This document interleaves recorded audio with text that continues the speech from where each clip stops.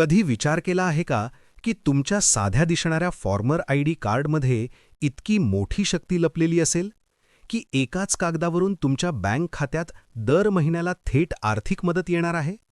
विश्वास बसत नसेल, पण राज्य सरकारने नुकताच घेतलेला निर्णय ऐकल्यावर तुम्हाला कळेल की आगामी दिवस प्रत्येक शेतकऱ्यासाठी किती मोठे बदल घडवून आणणार आहेत.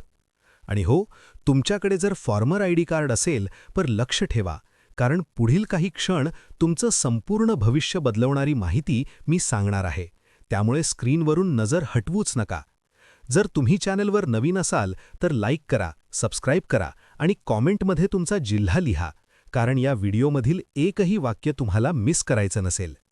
शेतकरी मित्रांनो, अनेक वर्षांपासून तुम्ही विविध सरकारी योजनांचा लाभ घेत आला आहात. पीएम किसान असो, नमो शेतकरी योजना असो किंवा नैसर्गिक आपत्तीच्या नुकसान भरपाईसाठी मिळणारी मदत असो. पण या सर्वांमध्ये एक मोठी समस्या कायम दिसत आली: सतत कागदपत्रांची चौकशी, पडताळणी, विविध कार्यालयांच्या फेऱ्या आणि विलंबामुळे होणारा त्रास. हे सगळं लक्षात घेऊनच राज्य सरकारने ठरवलं की आता शेतकऱ्यांच्या सर्व योजना एकाच कागदावर आधारित असाव्यात, आणि त्यातूनच फॉर्मर आयडी कार्डचा जन्म झाला. हे कार्ड तुम्हाला फक्त ओळख देत नाही, तर तुमच्या शेतजमिनीची माहिती, पिकांचे तपशील, जिल्ह्यातील स्थिती, नैसर्गिक आपत्तीचं नुकसान आणि तुम्ही आधी घेतलेल्या योजनांची नोंद सगळं या एका क्रमांकात संकलित होतं. पण या कार्डचा खरा फायदा आता मिळणार आहे, कारण मंत्रिमंडळ बैठकीत नुकताच घेतलेल्या निर्णयानंतर या फॉर्मर आयडी नंबरवर एक नवी योजना सुरू करण्यात येत आहे, जी थेट तुमच्या बँक खात्यात आर्थिक मदत पाठवणार आहे. या निर्णयानंतर शेतकऱ्यांमध्ये प्रचंड उत्सुकता निर्माण झाली आहे, कारण ही योजना इतर योजनांपेक्षा वेगळी आहे.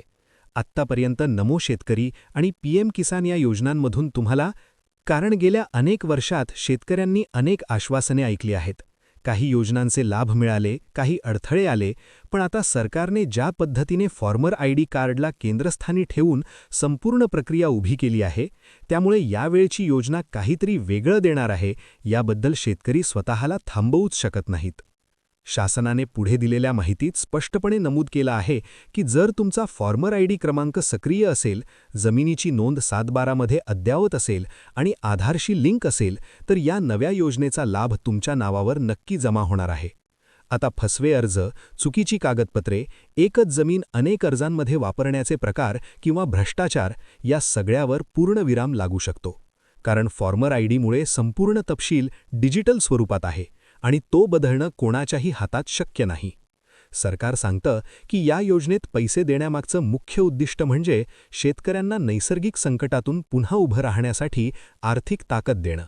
गेल्या काही वर्षात अतिवृष्टी, दुष्काळ, अनियमित पाऊस, हवामान बदल आणि पिकांना होणारे अचानक रोग यामुळे राज्यातील हजारो शेतकऱ्यांचं मोठं नुकसान झालं आहे. काही घरांमध्ये तर शेतीचं उत्पादन किमान स्तरापर्यंत कमी झालं आणि उत्पन्नात घट झाली. फॉर्मर आयडीवर आधारित ही नवी आर्थिक मदत शेतकऱ्यांना हंगामानंतरची कर्जफेड करण्यासाठी, बियाणे व खत खरेदी करण्यासाठी महत्त्वाची भूमिका बजावू शकते, तसेच पुढील पिकांच्या तयारीसाठी आधार देईल. राज्य सरकारने केलेल्या अभ्यासानुसार शेतकऱ्याचा पिकांवरील खर्चाचा ताण कमी झाला तर तो उत्पादनावर अधिक लक्ष केंद्रित करू शकतो. याच विचाराने ही मदत थेट बँक खात्यात पाठवली जाणार आहे. या योजनेचा परिणाम असा होणार आहे की नुकसान झालेल्या जिल्ह्यातील शेतकऱ्यांना आर्थिक आधार लवकर मिळेल. आधी जेव्हा नुकसान भरपाईच्या फेऱ्या लागत होत्या, तेव्हा पंचनामे, पडताळणी आणि मंजुरीसाठी महिने जात होते. अनेक वेळा पीक नष्ट झालं तरी भरपाई वेळेत न मिळाल्यामुळे पुढचा हंगाम सुरू करणं कठीण होतं. आता फॉर्मर आयडीमध्ये उपग्रह नकाशांद्वारे आणि पिकांच्या डिजिटल नोंदणीमुळे किती नुकसान झालं, कुठल्या गावात जास्त नुकसान झालं, कोणत्या शेतकऱ्याला किती मदत द्यावी, हे सर्व आपोआप दिसणार आहे. त्यामुळे मदत मिळण्याचा वेग वाढणार आहे आणि मंजुरीची प्रक्रिया पारदर्शक राहणार आहे. दुसरी महत्त्वाची गोष्ट म्हणजे सरकारने स्पष्ट सांगितलं आहे की या योजनेतील लाभ मिळवण्यासाठी शेतकऱ्यांना कोणताही स्वतंत्र अर्ज करावा लागणार नाही. फॉर्मर आयडीमध्ये नोंद असलेली शेतीची माहिती, आधारशी लिंक असलेलं नाव आणि बँक खात्याचे तपशील हे 3 घटक तपासल्यानंतर पात्रता आपोआप निश्चित होणार आहे. अनेक शेतकरी म्हणतात की आम्ही अर्ज भरताना चुका करतो. कधी नावाचं स्पेलिंग वेगळं असतं, 7/12 जमिनीचं नाव बरोबर नसतं, तर कधी बँक खातं अपडेट नसतं. पण यावेळी ही सगळी माहिती प्रणाली स्वतः तपासणार आहे. त्यामुळे चुकीची नोंद आढळल्यास सरकार थेट दुरुस्तीसाठी संदेश पाठवेल. म्हणूनच शेतकऱ्यांनी केवळ फॉर्मर आयडी अपडेट ठेवणं आणि 7/12तील माहिती अचूक असणं गरजेचं आहे. राज्यातील लाखो शेतकऱ्यांना या योजनेचा फायदा होईल असा अंदाज सरकारने वर्तवला आहे. त्यासाठी मोठ्या प्रमाणात निधी राखून ठेवण्यात आला आहे आणि अर्थसंकल्पात ही रक्कम स्वतंत्रपणे नमूद केली जाणार आहे. अनेक वेळा योजनांमध्ये निधी अभावी विलंब होण्याची भीती असते, पण या प्रकरणी सरकारने निधी सुरक्षित ठेवूनच योजना मंजूर केली आहे.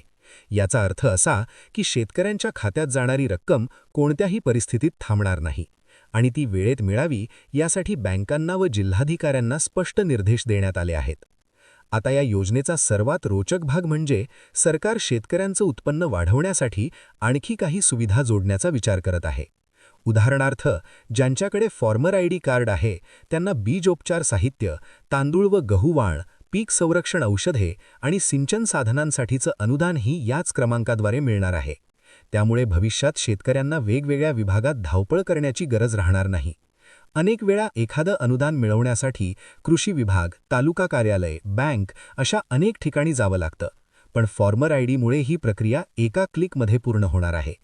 कृषी विभागातील अधिकाऱ्यांनी सांगितलं आहे की राज्यातील प्रत्येक शेतकऱ्याचं शेतक्षेत्र, पिकं, उत्पादकता, हंगाम, खतांचा वापर आणि पाण्याची उपलब्धता या सर्वांची डिजिटल नोंद फॉर्मर आयडीमध्ये असेल.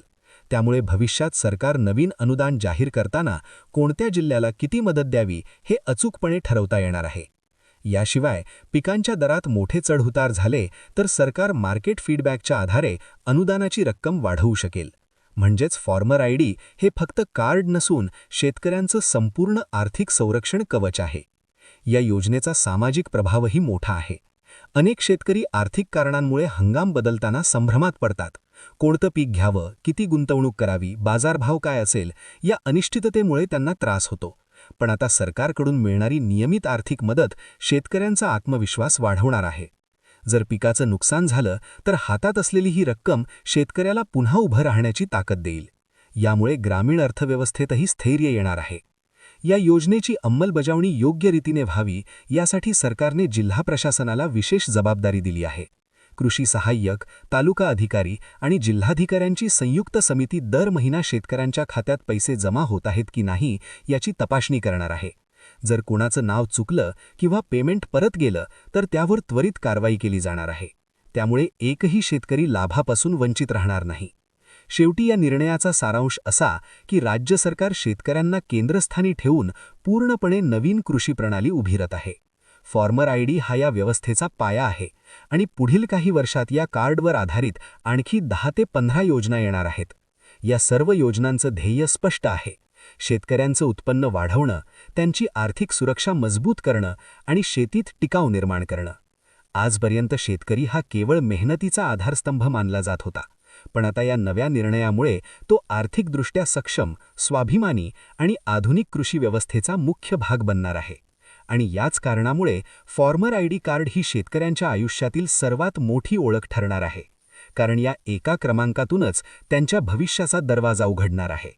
व्हिडिओ आवडल्यास लाईक करा, शेअर करा आणि सबस्क्राईब करायला विसरू नका. जय हिंद, जय महाराष्ट्र.